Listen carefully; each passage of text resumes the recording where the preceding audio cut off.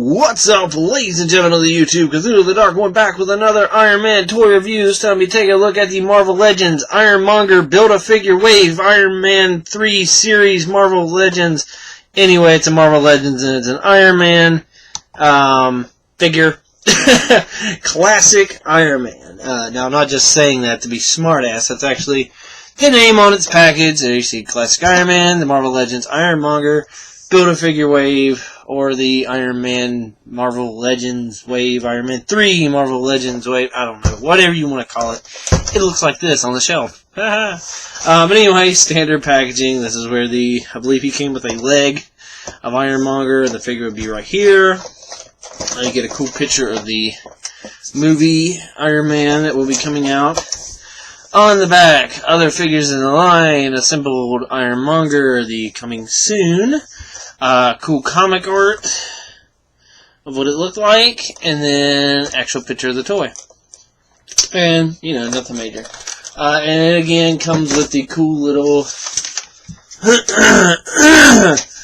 checklist slash how to put your Ironmonger together. This is what I really like about it. It gives you a little bit of background on the particular suit that you're looking at. Basically, the thing about this classic armor, I guess that's how I'll refer to it, this is basically the first time he went red and gold after his kind of the very, classic, blocky, gold Iron Man suit that had, the antenna coming out the shoulder that you see in, the old Avengers comics that had, Ant-Man on his shoulder and stuff like that. What would be equivalent to what we would know as the Mark I. In the new movies. But anyway, basically, a villain had come up with a voodoo doll type thing that can control Tony's gold armor, so he made a slightly different metal, a lighter weight one, a lighter weight suit in general, and he went from just straight gold to his now famous red and gold design. So, that's kind of notable for that. This is where the red and gold started. Now this one actually does come with another accessory other than the Ironmonger. It actually comes with this head attached in package. Now this is basically this is how it would have first appeared in the comic. And then I guess it kind of got redid slightly to this without the little horny anyway, without the horn parts up there. Really cool. You get a little extra head. It's got the shininess on the gold. Now I did notice in a couple other people's review, they had some issues with both heads. This one in particular, that the black in the grading was, where the black should be, it was off a little bit. It would, the paint wasn't applied correctly. I lucked out and did not have that problem whatsoever. So I guess just try to look at it before you pick it off the shelf. But other than that, pretty standard head detailing, nothing major. It is cool that it comes with that. Personally, I would have preferred extra hands, because once again, you get the atypical one fist of the hand, one fist as a repulsor hands. Again, these run for about $15. I know you're getting the piece for the Ironmonger, and in theory that goes into the price, but I would rather have extra hands. And as you can see, it does have that wonderful shininess paint job to it. It's more so on the torso bit here, and the helmet slightly. The helmet, I think it's just mostly because it's polished a little bit. It doesn't necessarily have that kind of shiny coat on it like that. And I don't think the gold really does either. I think it's just because it's the color that it is. But the hands and feet are a little bit duller, but they still kind of shine. So, they pick up a shine to them. So that's kind of cool. But other than that, yeah, pretty standard figure. Like I said, wish it came with hands, but it doesn't, so it is what it is. But, and I just did a video where I ranted about Hasbro, and their choice of toys they're making for this run of Iron Man.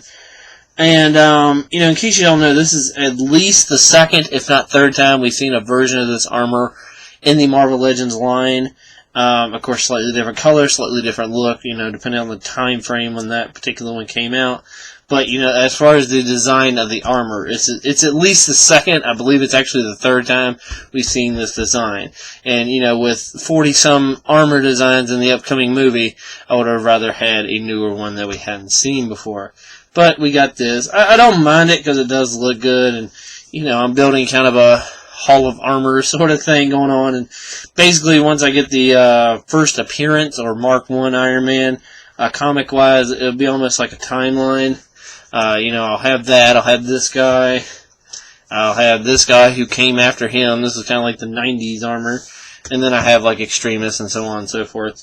But a pretty cool toy nonetheless. Pretty decent posability. Got the ball-jointed head, which actually can ratchet up for a flight pose. Of course, look all the way around. He does have the upper ab crunch, which is really heavily ratcheted, but it does hold its spot pretty good.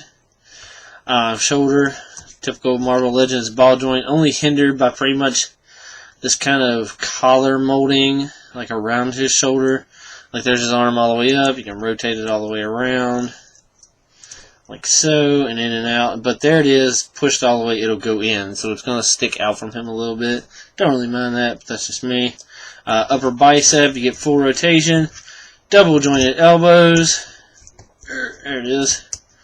Let's see. Oh, well, he doesn't have... I thought he had an upper arm twist, but he doesn't. So then you just got the standard wrist, kind of swivel, and then you can rotate.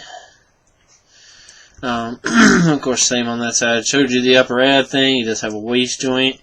Good waist rotation. Typical Marvel Legend joint. It's hinged about right where my finger's pointing, like angled up in there, so you can go in and out, and it'll rotate forward, but at kind of a weird angle. Like you could rotate it out, but then you'd have to turn it and resituate it, but it's there. So like you saw, you had the upper leg swivel there, double jointed knee, and then ball, kind of like the wrist and his ankle, the swivel all the way forward. Oops, sorry, all the way back, and you can rotate it all the way around. Another dumb little thing. I mean, it's alright detailed. I mean, there's not much to it other than shiny red and gold, obviously. The art color could be a little bit brighter. That's just me. But, you do have it there, and you have the two little dots. You do have that detail there.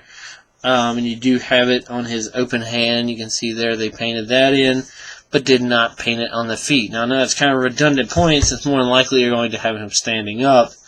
But, on the off chance you hang him up or display him flying, it'd be kind of cool to see, just to know it's there, sort of thing. But other than that, not too bad. I said it with Iron Patriot, and I'll probably say it with all of them. $15 is a bit much for these, I personally think. But that's just me. Like I said, it comes with an extra head. It comes with, I believe, a leg for Ironmonger. It does scale in pretty nice. Here he is next to Bleeding Edge, which he kind of is. He's bulkier, but same height.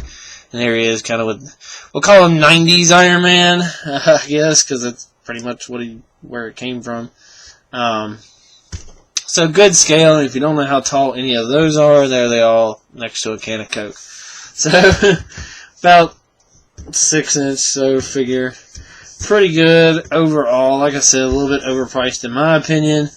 And they could have went with maybe a different armor choice since we've seen this one before. But that is just my opinion, ladies and gentlemen, and take that for what you will.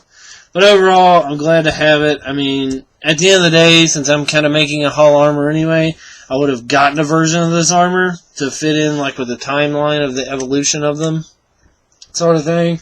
So, it kind of worked out to have it in this line for me. But there is the, as referred to on the package, classic Iron Man, I guess, Silver Age? Gold Age? Silver Age, I think, is the older one. Anyway, it's basically the first time you see red and gold Iron Man, and the first major armor overhaul of the armor, like design change, from the very first appearance of Iron Man. So there you have it, Classics Iron Man.